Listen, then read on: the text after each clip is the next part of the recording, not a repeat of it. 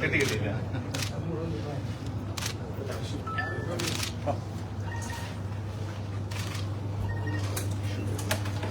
ഇന്നലെ വൈകിട്ട് ഭാരതീയ ജനതാ പാർട്ടിയുടെ ദേശീയ ആസ്ഥാനത്ത് പാർട്ടി അംഗത്വം സ്വീകരിച്ച ശ്രീമതി പത്മജ വേണുഗോപാലിനെ ആദരപൂർവ്വം BJP കേരള ഘടകത്തിലേക്ക് ഞാൻ ഔപചാരികമായി സ്വാഗതം ചെയ്യുന്നു. കേരളം ഏറെ ആദരിക്കുന്ന, ബഹുമാനിക്കുന്ന, കേരളം കണ്ട ഏറ്റവും മികച്ച മുഖ്യമന്ത്രിയായിരുന്ന, കേരളത്തിന്റെ വികസനത്തിന്റെ കാര്യത്തിൽ ഒരു മുഖ്യമന്ത്രി എന്നുള്ള നിലയിൽ ഏറ്റവും മികച്ച പ്രകടനം കാഴ്ചവെച്ച മുഖ്യമന്ത്രി ശ്രീ കെ കരുണാകരന്റെ മകളും കോൺഗ്രസിന്റെ മുതിർന്ന നേതാവുമായിട്ടുള്ള ശ്രീ പത്മജ വേണുഗോപാൽ ഭാരതീയ ജനതാ പാർട്ടിയിൽ ശ്രീ നരേന്ദ്രമോദിയുടെ വികസന രാഷ്ട്രീയത്തിൽ ആകർഷകയായി ചേർന്നു എന്നുള്ളത് കേരളത്തെ സംബന്ധിച്ചിടത്തോളം വളരെ പ്രധാനപ്പെട്ട ഒരു കാര്യമാണ്. ഭാരതീയ ജനതാ പാർട്ടിയുടെ പുതിയ ആസ്ഥാന മന്ദിരമായിട്ടുള്ള KG മാരാർ ഭവനിൽ നടക്കുന്ന ആദ്യത്തെ ഔപചാരികമായിട്ടുള്ള പത്രസമ്മേളനമാണ് ഇന്നത്തെ. ഈ ദിവസം തന്നെ ശ്രീമതി പത്മജ വേണുഗോപാൽ ഭാരതീയ ജനതാ പാർട്ടിയിൽ ചേർന്നുകൊണ്ട് അവർക്കിവിടെ സ്വീകരണം നൽകാൻ കഴിഞ്ഞത് വളരെ വളരെ സന്തോഷം നൽകുന്ന ഒരു കാര്യമാണ്. ശ്രീ KG മാരാരുടെ നാമധേയത്തിലാണ് ഈ ആസ്ഥാനം ഉണ്ടായിരിക്കുന്നത്. ലീഡർ കെ കരുണാകരനും KG മാരാറും വളരെ അടുത്ത ബന്ധുക്കളായിരുന്നു എന്നുള്ളത് യാദൃശ്ചികമാവാം. ഭാരതീയ ജനതാ പാർട്ടിയെ സംബന്ധിച്ചിടത്തോളം ശ്രീമതി പത്മജ വേണുഗോപാലിന് എല്ലാ ആദരവും ബഹുമാനവും നൽകി പാർട്ടി കേരളത്തിലേക്ക് പ്രവർത്തനത്തിന് ഞങ്ങളുടെ ടീമിലേക്ക് ഞങ്ങൾ ക്ഷണിക്കുകയാണ്. തീർച്ചയായിട്ടും ഇന്നലെ ദേശീയ അധ്യക്ഷനെ കണ്ട് അനുഗ്രഹങ്ങൾ തേടിയാണ് അവർ കേരളത്തിലേക്ക് വന്നിരിക്കുന്നത്. ഭാരതീയ ജനതാ പാർട്ടി തീർച്ചയായിട്ടും അവരുടെ നിലപാടുകളെ, ഭാവിയിൽ അവരുടെ പ്രവർത്തനങ്ങളെ, അവരുടെ ശേഷിയും അവരുടെ സമയവും പൂർണ്ണമായിട്ടും കേരളത്തിലെ ജനങ്ങൾക്ക് വേണ്ടി വിനിയോഗിക്കാനുള്ള എല്ലാ അവസരങ്ങളും സംസ്ഥാന BJPയിൽ ഉണ്ടാവും എന്നാദ്യമായി പറയാൻ ഞാൻ ആഗ്രഹിക്കുന്നു. കോൺഗ്രസ് പാർട്ടി എത്രമാത്രം അസഹിഷ്ണുതയോടുകൂടിയാണ് ശ്രീമതി പത്മജ വേണുഗോപാലിനെ ഭാരതീയ ജനതാ പാർട്ടിയിലേക്കുള്ള പ്രവേശത്തെ അവർ കണ്ടത് എന്നുള്ളത് നാം പരിഗണിക്കേണ്ട ഒരു കാര്യമാണ്. ഇന്ന് വനിതാ ദിനമാണ്. ഒരു സ്ത്രീ എന്നുള്ള നിലയിൽ കേരളത്തിൽ ഏറ്റവും മാന്യമായി, ഏറ്റവും ഉദാത്തമായ രീതിയിൽ സമൂഹത്തിൽ നിറഞ്ഞു നിൽക്കുന്ന പൊതുപ്രവർത്തകയായിട്ടുള്ള ഒരു വനിതയോട് എത്ര മ്ലേച്ഛമായ ഭാഷയിലാണ് കോൺഗ്രസ് നേതാക്കന്മാർ സംസാരിച്ചിരിക്കുന്നത്. കോൺഗ്രസിലെ ചില സാമൂഹ്യ വിരുദ്ധർ ഇന്നലെ അവർക്കെതിരെ ഉപയോഗിച്ച പരാമർശങ്ങൾ സത്യത്തിൽ ശ്രീ കെ കരുണാകരനെതിരെയുള്ള പരാമർശം. ശ്രീ കെ കരുണാകരനെ അപമാനിക്കുന്നതിന് വേണ്ടിയാണ് അത്തരം പരാമർശങ്ങൾ കോൺഗ്രസ് നേതാക്കൾ നടത്തുന്നത്. എന്നാൽ ദുഃഖകരമായിട്ടുള്ള കാര്യം ശ്രീ കെ മുരളീധരൻ പോലും ആ കാര്യത്തിൽ അപലപിക്കാൻ തയ്യാറായില്ല എന്നുള്ളത് പ്രത്യേകിച്ച് കാണേണ്ടതാണ്. കോൺഗ്രസിന്റെ നേതാക്കന്മാരുടെ സംസ്കാരത്തെക്കുറിച്ച് ഞാൻ പറയുന്നില്ല. PCC അധ്യക്ഷൻ തന്നെ സംസ്ഥാന നിയമസഭയിലെ പ്രതിപക്ഷ നേതാവിനെ വിമർശിച്ചത് നാം കണ്ടതാണ്. ഏതു ഭാഷയിലാണ് സംസാരിച്ചതെന്ന് നാം കണ്ടതാണ്. എനിക്ക് കോൺഗ്രസിന്റെ നേതാക്കന്മാരുടെ ഒറ്റ അഭ്യർത്ഥനയേ ഉള്ളൂ. ശ്രീമതി പത്മജ വേണുഗോപാലിനോട് നിങ്ങൾ കഴിഞ്ഞ കോൺഗ്രസിന്റെ കാലത്ത് പെരുമാറിയതുപോലെ ഇനിയും പെരുമാറാൻ തയ്യാറായി മുന്നോട്ട് വരരുത് എന്നാണ് എനിക്ക് പറയാനുള്ളത്. അവർ ചേർന്നിരിക്കുന്നത് ഭാരതീയ ജനതാ പാർട്ടിയിലാണ്, ശ്രീ നരേന്ദ്രമോദിയുടെ പാർട്ടിയിലാണ്. സ്ത്രീകൾക്കും പൊതുപ്രവർത്തകർക്കും എല്ലാവിധത്തിലുള്ള മാന്യതയും എല്ലാവിധത്തിലുള്ള അവസരങ്ങളും നൽകുന്ന ഒരു രാഷ്ട്രീയ പാർട്ടിയിലാണ് അവർ ചേർന്നിരിക്കുന്നത്. അത്തരം അശ്ലീലമായ വാക്കുകൾ, അപമര്യാദയോടുകൂടിയുള്ള പെരുമാറ്റം കോൺഗ്രസ് നേതൃത്വം അവസാനിപ്പിക്കണമെന്ന് ഞാൻ ആവശ്യപ്പെടുകയാണ്. കോൺഗ്രസിന്റെ വലിയ പാരമ്പര്യമുള്ള കസേരയിലിരിക്കുന്ന ആളുകൾ ഇത്തരത്തിലുള്ള ജൽപ്പനങ്ങൾക്കെതിരെ ഒരു നടപടിയും എടുക്കുന്നില്ല എന്നുള്ളത് കോൺഗ്രസ് എത്രമാത്രം കേരളത്തിൽ അവരുടെ നിലവാര തകർച്ചയാണ് കാണിക്കുന്നത് എന്നുള്ളതും ഈ സന്ദർഭത്തിൽ പ്രത്യേകിച്ച് പറയേണ്ടതാണ്. ഭാരതീയ ജനതാ പാർട്ടിക്ക് കേരളത്തിലെ പ്രമുഖരായിട്ടുള്ള 2 മുൻ മുഖ്യമന്ത്രിമാരുടെ കുടുംബത്തിൽ നിന്നും അവരുടെ പ്രിയപ്പെട്ട മക്കൾ BJPയിൽ ചേർന്നു എന്നുള്ളത് വളരെ വളരെ സന്തോഷം നൽകുന്ന ഒരു കാര്യമാണ്. ഏതാനും മാസങ്ങൾക്ക് മുമ്പാണ് കേരളത്തിലെ ഏറ്റവും പ്രമുഖനായിട്ടുള്ള കോൺഗ്രസ് നേതാവ് ശ്രീ AK ആന്റണിയുടെ മകൻ ഭാരതീയ ജനതാ പാർട്ടിയിൽ അംഗത്വമെടുത്തത്. ഇന്ന് അദ്ദേഹം ഭാരതീയ ജനതാ പാർട്ടിയുടെ ദേശീയ നേതൃ പദവിയിൽ ഉന്നതമായ സ്ഥാനങ്ങൾ അലങ്കരിച്ചുകൊണ്ട് നമ്മുടെ നാടിൽ ശ്രീ നരേന്ദ്രമോദിയുടെയും ശ്രീ JP നഡ്ഡയുടെ നേതൃത്വത്തിലുള്ള അല്ലെങ്കിൽ അമിത്ഷായുടെ നേതൃത്വത്തിലുള്ള കേന്ദ്ര ഭരണത്തിലും കേന്ദ്രത്തിന്റെ പാർട്ടിയിലും ഉന്നതമായ സ്ഥാനങ്ങൾ വഹിച്ചുകൊണ്ട് മുന്നോട്ട് പോവുകയാണ്. അതുപോലെയാണ് ശ്രീ K കരുണാകരന്റെ മകളും ഭാരതീയ ജനതാ പാർട്ടിയിൽ ചേർന്നത്. K കരുണാകരന്റെ മകൾ എന്നുള്ള നിലയിൽ മാത്രമായി ആരും കണക്കാക്കേണ്ടതില്ല. അവർ KPCCയുടെ ജനറൽ സെക്രട്ടറി ആയിരുന്നു, KPCCയുടെ വൈസ് പ്രസിഡന്റ് ആയിരുന്നു. നിരവധി പദവികൾ അവർ കോൺഗ്രസിൽ വഹിച്ചിട്ടുണ്ട്. കോൺഗ്രസിലെ എല്ലാ ഉന്നതാധികാര സമിതികളിലും അവർ ദീർഘകാലം പ്രവർത്തിച്ചിട്ടുണ്ട്. K കരുണാകരൻ ശയ്യാവസ്ഥയിലായിരുന്ന കാലത്തും അദ്ദേഹത്തോടൊപ്പം ഉറച്ചു നിന്ന് 17 വർഷക്കാലം ശ്രീ K കരുണാകരന്റെ ഒരു നിഴലായി വിമർശിക്കുന്നവരെല്ലാവരും വിട്ടുപോയപ്പോഴും ശ്രീ K കരുണാകരനോടൊപ്പം ഉറച്ചു നിന്ന പാരമ്പര്യമുള്ള ഒരു നേതാവാണ് ശ്രീമതി പത്മജ വേണുഗോപാൽ. ഞാൻ ഇന്നത്തെ ഈ പത്രസമ്മേളനത്തിൽ മറ്റ് വിശദാംശങ്ങളിലേക്കൊന്നും കടക്കുന്നില്ല. ഒരിക്കൽ കൂടി ഭാരതീയ ജനതാ പാർട്ടിയുടെ കേരള ഘടകത്തിലേക്ക് അവരെ ഹാർദമായി സ്വാഗതം ചെയ്തുകൊണ്ട് ഞാൻ എന്റെ ആമുഖം അവസാനിപ്പിക്കുന്നു.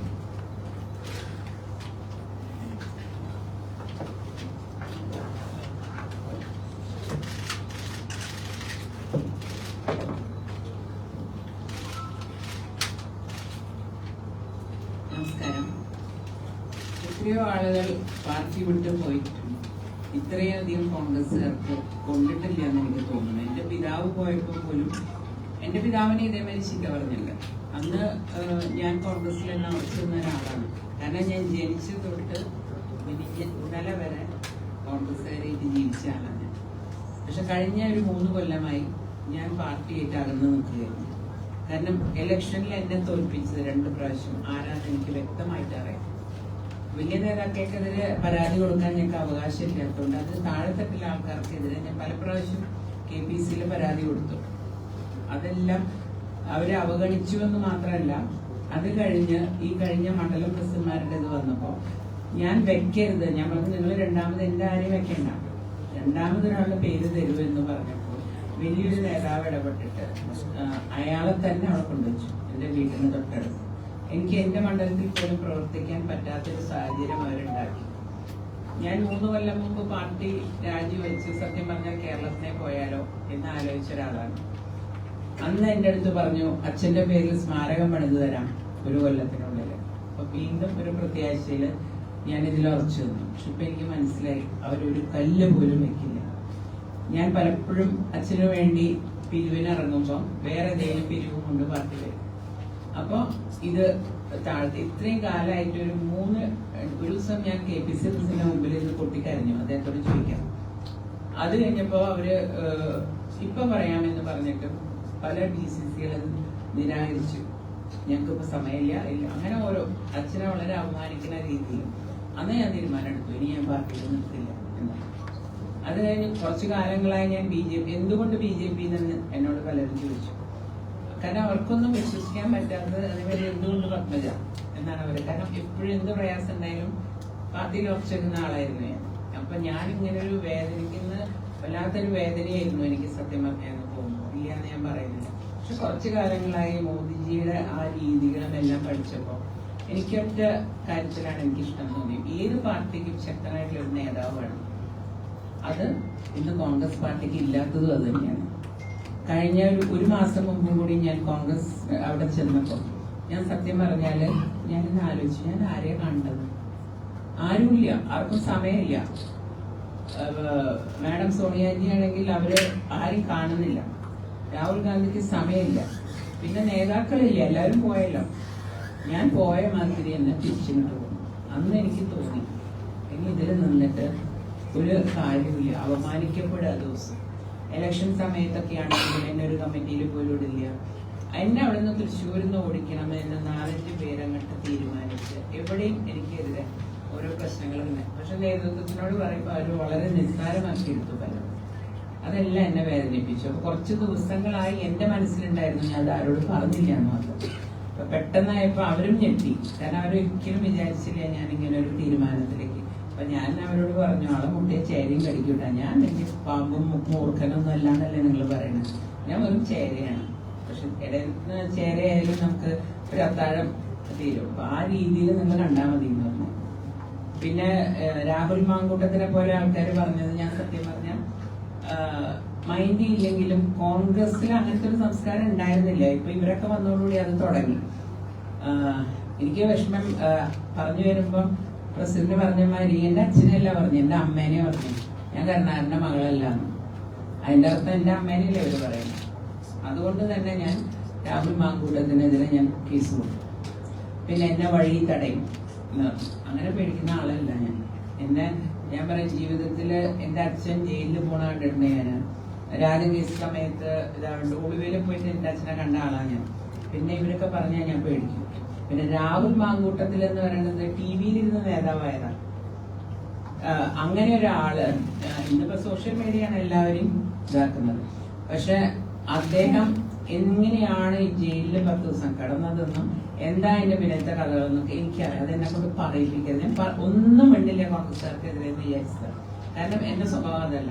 പോയ ആളുകളെ പറ്റി അത് കഴിഞ്ഞു, ഇനി എന്റെ മുന്നോട്ടുള്ളത് മാത്രമേ ഉള്ളൂ. പക്ഷെ ഇത് എന്നെ കൊണ്ട് ഇങ്ങനെ തോണ്ടി പറയിപ്പിക്കരുതെന്ന് മാത്രം അവരോട് ഒരു അഭ്യർത്ഥനയുണ്ട്. അപ്പൊ ഇങ്ങനത്തെ 2-3 ചേട്ടന്റെ സ്വഭാവം എനിക്ക് ഒരു പ്രശ്നമല്ല. കാരണം ചേട്ടൻ എന്ന് പറയണല്ല നാളെ പറയാം. ആള് ഒരു 3-4 പാർട്ടി മാറി വന്ന ആളായതുകൊണ്ട് അദ്ദേഹത്തിന് തന്നെ പറയാൻ അവകാശമില്ല. പിന്നെ പറഞ്ഞോട്ടെ, ചേട്ടനല്ല, ഞാൻ ചേട്ടനെതിരൊന്നും പറയാൻ ഉദ്ദേശിക്കില്ല. കാരണം അദ്ദേഹം മറ്റേ പാർട്ടിയിലൊക്കെ ഉണ്ടായിരുന്നപ്പോഴും ഞാൻ കോൺഗ്രസ്സുകാരിയായിരുന്നു. ഞാൻ എന്റെ ചേട്ടനൊരു വാക്ക് ഇതുവരെ പറഞ്ഞിട്ടില്ലല്ലോ, ഇതുവരെ പറഞ്ഞിട്ടില്ല. അത് എന്റെ രക്താണെന്ന് എനിക്കറിയാം. അപ്പൊ ഒന്നാമത്തെ കാര്യം, രാഷ്ട്രീയവും വ്യക്തി ജീവിതം വേറെ വേറെ കാണണം. എന്റെ രാഷ്ട്രീയ ജീവിതം വേറെയാണ്. എന്നെ വെറുതെ അങ്ങ് വിട്ടേക്കുക. ഞാൻ ഇവര് പറയുന്നത് കേട്ടൊന്നും മനസ്സ് വിഷമിക്കുന്ന ആരും വിചാരിക്കണം. എനിക്ക് ഒരു വിഷമവുമില്ല. കാരണം ഇതൊക്കെ കുറെ അല്ലാണ്ട് തന്നെ കേട്ടതാണ്. ഞാൻ കരിങ്കാളിയുടെ മകള്, ചെറുപ്പത്തില് കൊലയാളിയുടെ മകള്, ഇതൊക്കെ കേട്ട് വളർന്ന എനിക്ക് ഇതൊന്നും ഒരു പ്രശ്നമല്ല. അപ്പൊ പറയുന്നവര് പറഞ്ഞ അവരുടെ ഒരു വിഷമം തീർക്കട്ടെ എന്നുള്ളൂ. എനിക്കൊരു പ്രശ്നമില്ല എന്ന് അവരോട് പ്രത്യേകം പറയണം. പിന്നെ ഈ പറഞ്ഞ ആൾക്കാരോട് ഒരു വാക്കുണ്ട്, മാനിഷാദ. നമ്മള് പറഞ്ഞില്ലേ, കാട്ടാള പരാക്രമ സ്ത്രീകളിലല്ല വേണ്ടത്, അതാണ് പെണ്ണുങ്ങളെ വെറുതെ വിട്ടേ. Ma'am, for the English channels, can you just brief us in English, please? No? Yes, ma'am. Yeah, I have given yesterday. Here, please. After this? Here, it's fine. Okay. Now you can just brief us what you told them in Malayalam. Everything. Sorry. In short, just for the English, please. After. I'll give you a bite from there. രണ്ട് ബന്ധുക്കളല്ല. അതും നമ്മുടെ കുടുംബം, ഇതെന്റെ കുടുംബം. മാരാർജി എല്ലാ മാസം എന്ന് പറഞ്ഞാൽ എന്റെ അച്ഛനെ കാണാൻ വീട്ടിൽ വരാറുണ്ട്. അവരടുത്ത ബന്ധുക്കളാണ്. അപ്പം എന്താ പറയാ, ഒരു കുടുംബത്തിൽ മറ്റേ കുടുംബത്തിൽ വരുമ്പോ അവിടുത്തെ ചിട്ടകളും രീതികളും ഒത്തിരി വ്യത്യാസം ഉണ്ടാവും. അതനുസരിച്ച് ഞാൻ മുന്നോട്ട് പോകും.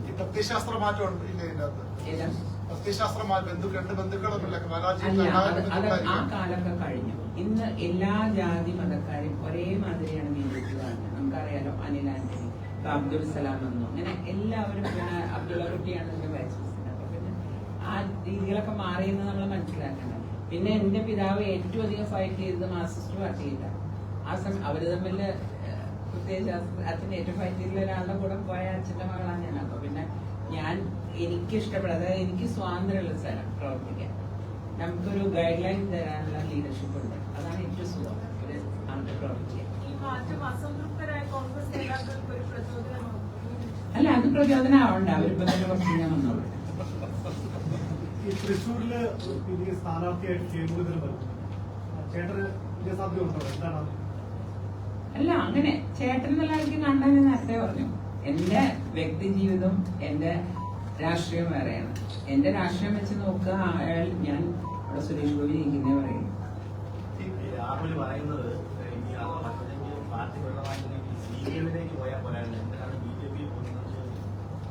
അതിപ്പോ ആർക്കും എന്തെങ്ങനെ വിചാരിക്കാം. അത് മാസ്റ്റർ അങ്ങനെ വിചാരിക്കുന്നുണ്ടാവും, അയ്യോ നേരത്തെ അറിഞ്ഞില്ലല്ലോ ഞങ്ങൾ, അത്രേ ഉള്ളൂ. അത് വലിയ കാര്യമൊന്നുമല്ല. ഇതെല്ലാം പോകുന്ന വ്യക്തിയുടെ ഒരു മനസ്സാണ്. കാരണം നമ്മളെ കൺട്രോൾ ചെയ്യേണ്ടത് നമ്മുടെ മനസ്സാണ്, അല്ലാണ്ട് ബാക്കിയൊരു നമ്മളെ കൺട്രോൾ ചെയ്യാൻ പറ്റില്ല. എനിക്ക് തോന്നിയത് ഇതാണ്. ഈ പത്മജ വേണുഗോപാലിനെ എങ്ങനെയാണ് പരിഗണിക്കേണ്ടത് എന്നാണ് കോൺഗ്രസ് നേതാക്കൾ ചോദിക്കുന്നത്. എല്ലാ പരിഗണനയും കിട്ടിയ ആളാണ്. പിന്നെ വർക്ക് ഫ്രം ഹോം എന്നാണ് കെ മുരളീധരൻ പറഞ്ഞത്. അതെന്താ വെച്ചാല് എന്റെ സഹോദരന് ശരിക്കും പറയുകയാണെങ്കിൽ അനിയനാണ് ഞാൻ രണ്ടടി കൊടുത്തേനെ. കാരണം 1.5 കൊല്ലം ഞാൻ ഒരു വീഴ്ച കഴിഞ്ഞു, എനിക്ക് വേറെ കുറെ അസുഖങ്ങൾ വന്നു, ഒക്കെ ചേട്ടന് മാത്രമേ അറിയുള്ളൂ. ആ ചേട്ടൻ അത് പറയരുത്. എന്നിട്ടും ഞാൻ സമയം കിട്ടാൻ ഹോസ്പിറ്റലിൽ നിന്ന് ഇറങ്ങുമ്പോൾ നേരെ ഓടും മീറ്റിങ്ങിന്. ഞാൻ അത്രയും ഒരു ഹെൽത്തില് 1.5 കൊല്ലമായിട്ട് ഞാൻ ഭയങ്കര ഡൗൺ ആയിരുന്നു. ഇപ്പൊ ഒരു 6 മാസമായിട്ട് ഞാൻ റിക്കവർ ചെയ്ത് വന്നു തുടങ്ങിയിട്ട്.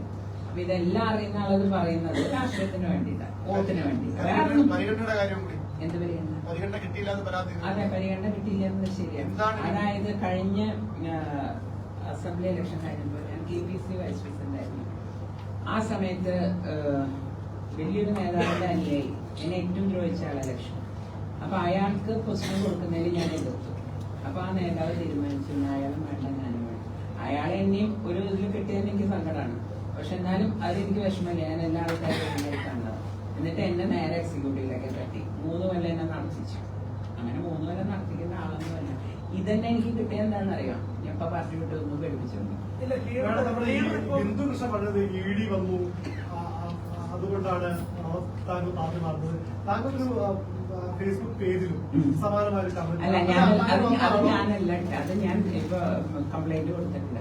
എങ്ങനെയാ എന്റെ ഇതിലൊക്കെ കുറെ പേർക്ക് ഞാൻ ഈ പാസ്വേഡ് ഒന്നും കൊണ്ടിറക്കണല്ല. എല്ലാവർക്കും എന്റെ അടുത്ത് സ്റ്റാഫ് പോയപ്പോഴൊക്കെ അറിയാം. ആരോ എന്റെ ഫേസ്ബുക്കിൽ കയറിയതാണ്. അതിപ്പോ ഞാൻ തന്നെ കംപ്ലൈന്റ് കൊടുത്തത്.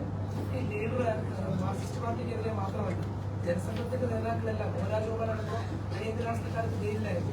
അപ്പോൾ സ്വാഭാവികമായിട്ടും അദ്ദേഹത്തിന്റെ രാഷ്ട്രീയ സമീപനം ഉണ്ടായിരുന്നതായിട്ട് അവരെ മാത്രമല്ലല്ലോ, മാർക്സിസ്റ്റ് പാർട്ടിയിലത്തെ ആൾക്കാരും ശ്രീ പിണറായി വിജയനെ പോലെയുള്ളവരെ വിലയിരുത്തുന്നുണ്ട്. അപ്പൊ അദ്ദേഹത്തിന് അതിൽ രാഷ്ട്രീയം നോക്കിയിട്ടല്ല. അദ്ദേഹത്തെ ഏറ്റവും ജനകീയനായ നേതാവ്, അതുപോലെ തന്നെ ഏറ്റവും പ്രകീർത്തിക്കുന്ന അപ്പോൾ ലീഡറിനോടുള്ള പഴയ സമീപനത്തിൽ മാറ്റം വന്നു. കോൺഗ്രസിലെ കേരളം കണ്ട ഏറ്റവും നല്ല മുഖ്യമന്ത്രിയായിരുന്നു കേരളം. അത് കഴിഞ്ഞ ആരാണ് എന്ത് വികസനം കൊണ്ടുവന്നത്? CPM-ലെ മുഖ്യമന്ത്രിമാരാവട്ടെ കോൺഗ്രസിൽ തന്നെ വന്നവരാണ്. അതിലൊരു വലിയ കാര്യമൊന്നുമില്ല. കാരണം കെ കരുണാകരൻ ഏറ്റവും മിഷണറി ആയിട്ടുള്ള ഒരു മുഖ്യമന്ത്രിയായിരുന്നു, ഭാവന സമ്പന്നനായിരുന്നു, ധാരാളം കാര്യങ്ങൾ ചെയ്തിട്ടുണ്ട്. അദ്ദേഹം കൊണ്ടുവന്ന വികസനം അല്ലാതെ കേരളത്തിൽ തിരുവനന്തപുരത്ത് വേറെ ഏത് സർക്കാരാണ് എന്തിനാണ് കൊണ്ടുവന്നത്? അടിയന്തരാവസ്ഥക്കെതിരെയുള്ള നിലപാട് വേറെ ഉണ്ട്. അത് നിങ്ങൾ ചോദിക്കാൻ അല്ല, എന്നിട്ട് എന്തുകൊണ്ട് കെ കരുണാകരൻ ജയിലിൽ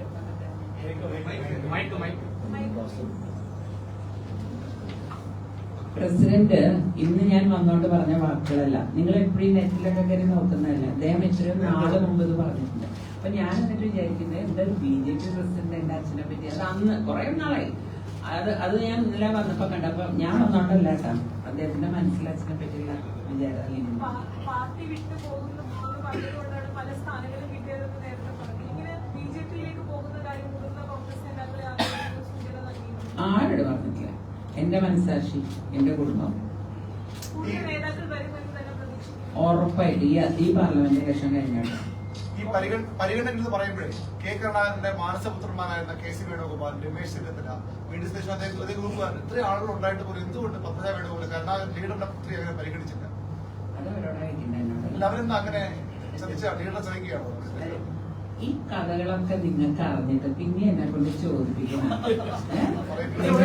അങ്ങനെ എന്നെ കൊണ്ട് പറയിപ്പിക്കണം. ഞാൻ ഒരു അന്തസ്സുള്ള ആളാണ്. ഞാൻ കഴിഞ്ഞു പോയതൊന്നും ഞാൻ ഒരാളെ കുറ്റം പറയാറില്ല. അതിന് ആവശ്യം വന്ന പറയാനോട്ട് പഠിക്കില്ല. എങ്ങനത്തെ വാർത്താ സമ്മേളനം കൂടുതൽ കോൺഗ്രസ് നേതാക്കൾ അഞ്ചോളങ്ങൾ മരുന്നൊക്കെയുള്ള കഥകളിൽ കേൾക്കുന്നത് അതിനകത്ത് വസ്തുത എന്തെല്ലാം കഥകളാണ് കേരള BJP പത്മജ വേണുഗോപാൽ വരുന്നതിനെതിരാണെന്ന് ഇപ്പോഴും നിങ്ങൾ കാണിച്ചുകൊണ്ടിരിക്കുകയാണ്. നിങ്ങളുടെ ഉദ്ദേശം കോൺഗ്രസിനെ സഹായിക്കാനാണ്. ദയവായിട്ട് എന്നോട് ആ ചോദ്യം ചോദിക്കുന്നത്. ഞാൻ വെറുതെ എന്തെങ്കിലും പറഞ്ഞു. കാരണം നിങ്ങൾ കോൺഗ്രസ് തകരുന്നതിലും കോൺഗ്രസിൽ നിന്ന് ആളുകൾ BJP-യിൽ വരുന്നതിലും വലിയ അസ്വസ്ഥതയാണ്. കോൺഗ്രസ് നേതാക്കളെക്കാൾ വലിയൊരു അസ്വസ്ഥതയാണ്. എന്തിനാണ് നിങ്ങൾ ഈ സഹായം? എല്ലാ ചോദ്യങ്ങളും ഇന്ന് തന്നെ ചോദിക്കേണ്ടത് ഇനി എത്രയോ ദിവസം ബാക്കിയില്ല. Okay, thank you. BJP-യുടെ സംഘടനാ സംവിധാനത്തിൽ ഇത്തരം അതൊക്കെ നാളെയും പറയണം. സംഘടന കാര്യം നമുക്ക് ഇന്ന് പറയും. ഇന്നത്തെ അവരെ സ്വീകരിക്കാൻ വേണ്ടി